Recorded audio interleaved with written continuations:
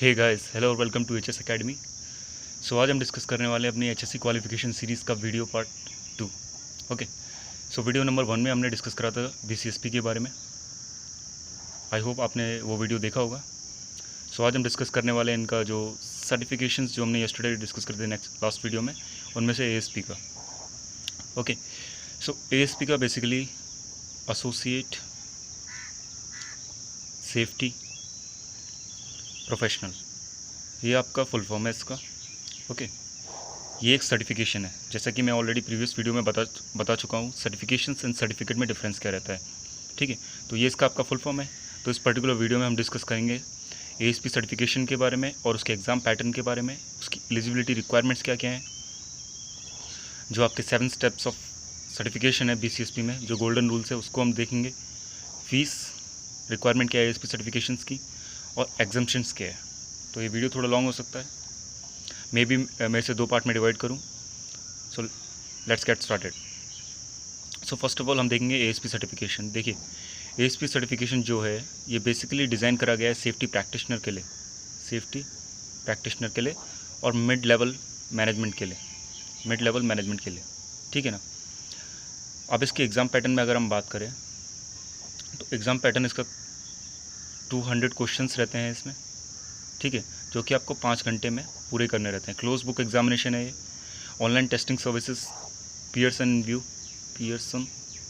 And VUE, ये एक particular company है जो आपका टेस्टिंग सर्विसेज करवाती है, जहाँ पे आपको एक पर्टिकुलर टेस्ट सेंटर में जाके कंप्यूटर पर बैठ के एग्ज़ाम देना रहता है। ठीक है, इसमें कोई भी एक्सटर्नल मटेरियल अलाउड नहीं है वहाँ पे टेस्टिंग सेंटर्स में।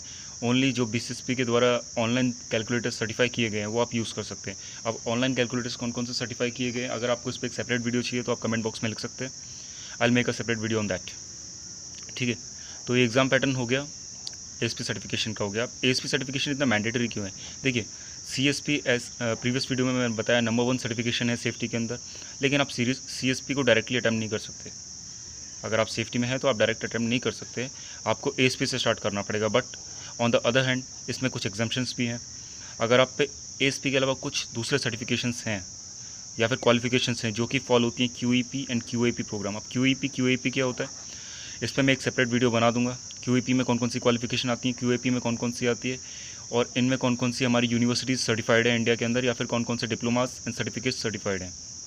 ठीक है, अगर उनमें से आप पे कोई एक क्वालिफिकेशन है जो क्यूईपी या क्यूएपी के अंदर फॉलो होती है तो आपको एएसपी देने की कोई ज़रूरत नहीं है। ठीक है, अब इसमें कुछ मेंबरशिप्स को भी एग्जाम्पशन दी गई है। वो मैं एग्जाम्पशन जो भी मेंबरशिप्स हैं मैं उसको डिस्कस करूँगा नेक्स्ट वीडियोज़ में। ठीक है, नेक्स्ट देखते हैं हम eligibility requirements of ASP certification. देखिए, अब एलिजिबिलिटी 2 टाइप की है इसमें। पहली एकेडमिक एंड नेक्स्ट है एक्सपीरियंस। ओके, पहले एकेडमिक को हम डिस्कस कर लेते हैं। एकेडमिक में देखिए, अगर आप पे कोई भी बैचलर्स डिग्री है इन एनी फील्ड, अब एनी फील्ड में मोस्ट प्रेफरेबली अगर आप पे फायर सेफ्टी में या फिर कोई इंजीनियरिंग डिग्री है या फिर कोई साइंस डिग्री है तो वो बेस्ट रहेगा। ठीक है, या फिर कोई एसोसिएट डिग्री है हेल्थ एंड सेफ्टी में तो आप इसके लिए एलिजिबल हैं, लेकिन आपको वेरीफाई कराना पड़ेगा इस डिग्री को। ठीक है, वेरीफाई कौन करता है? प्रीवियसली ये वेरिफिकेशन होता था NACES के द्वारा, NACES, national association of credential evaluation services. Okay, एक particular independent third party agency है जो आपकी सर्टिफिकेशंस की जो ऑथेंटिसिटी है उसको चेक करती है। लेकिन अभी रिसेंटली इसमें बीसीएसपी ने कुछ चेंजेस करे हैं। आप डायरेक्टली बीसीएसपी को भेज सकते हैं, वो आपकी जो डिग्री वैल्यूएशन है वो ऑनलाइन और ऑफलाइन मोड से वेरीफाई कर सकते हैं। अगर वो इस पर्टिकुलर क्राइटेरिया के अंदर आ रही है तो आप दे सकते हैं उसका एग्जामिनेशन जो है।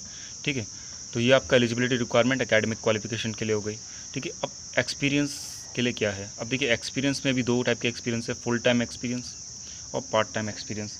अब फुल टाइम आप किसे कहेंगे?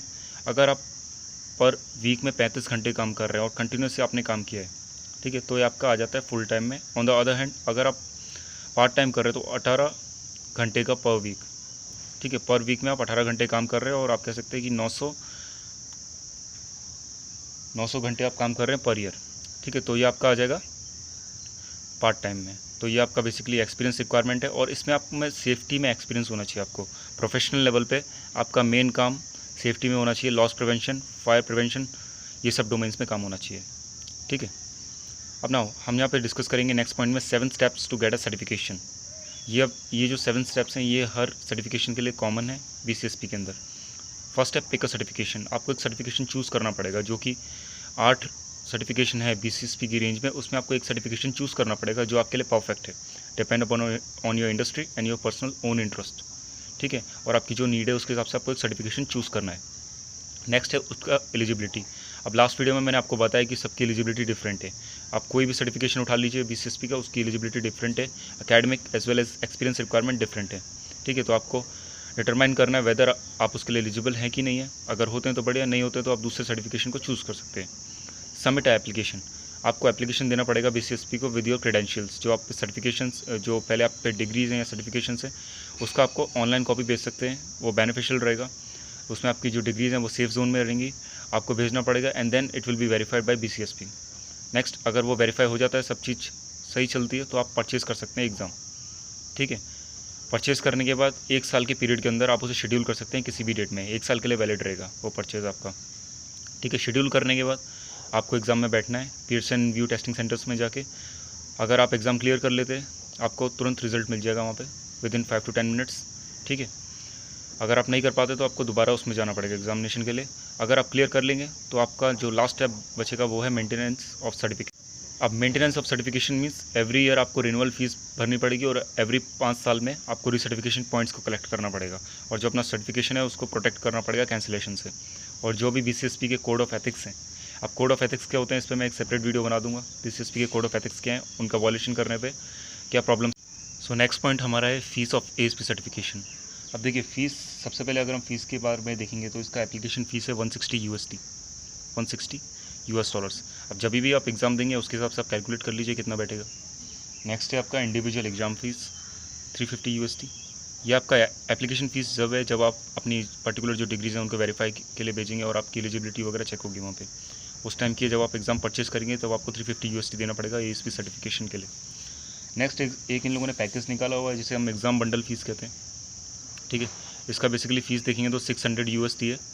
अब इसका बेनिफिट क्या है, देखिए बेनिफिट आपको ये है कि आपको सबसे पहले एक ऑनलाइन सेल्फ असेसमेंट मिल जाएगा, लाइक एग्ज़ाम कोड जो BCSP के चलते हैं उसकी तरह होगा ये आपका self assessment, as well as आपको 2 ट्राई मिलेंगे। अगर आप एक टाइम पे नहीं एग्ज़ाम क्लियर कर पाते तो आप दूसरा टाइम भी क्लियर कर सकते हैं, तो आपको मल्टीपल बेनिफिट्स हैं, तो आप ये भी परचेज़ कर सकते हैं। नेक्स्ट है आपका एलिजिबिलिटी एक्सटेंशन फ़ीस EEF, तो ये आपका हो जाएगा $100 USD में।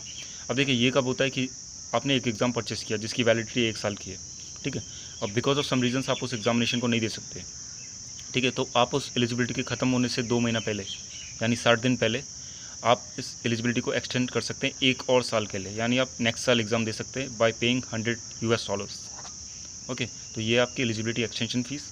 नेक्स्ट है आपकी रेन फीस, ठीक है, रिन्यूअल फ़ीस कह सकते हैं या रेन फीस आप उसे कह सकते हैं, जो आपकी लगती है $170 USD।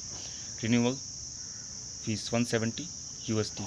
अब ये क्या होता है, देखिए जब आप कोई भी BCSP का क्रेडेंशियल ले लेते हैं, ठीक है, तो आपको उसका हर साल रिन्यूअल कराना पड़ता है बाय पेइंग $170 USD, ठीक है।